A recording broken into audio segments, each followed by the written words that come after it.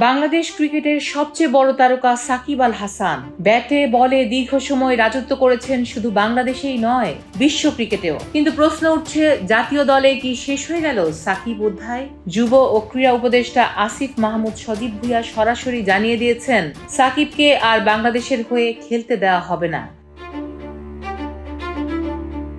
একটি টেলিভিশন সাক্ষাৎকারে তিনি বলেছেন, বাংলাদেশের পতাকা বহন করার সুযোগ সাকিবকে দেয়া সম্ভব নয়। এর আগে কয়েকদিন ধরে সাকিব ও আসিফের মধ্যে চলছিল ভার্চুয়াল লড়াই। বিতর্কের সূত্রপাত একটি ফেসবুক পোস্ট থেকে।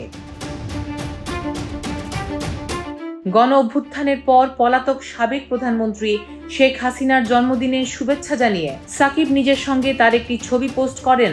এই পোস্টের পর থেকেই শুরু হয় রাজনৈতিক রং চড়ানো বিতর্ক।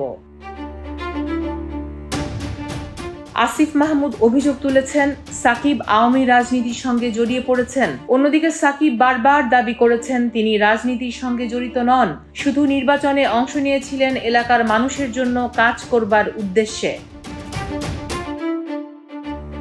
এখন প্রশ্ন হচ্ছে, বাংলাদেশের কোটি ভক্তদের কাছে সাকিবের এই অধ্যায়ের শেষটা কেমন লাগবে?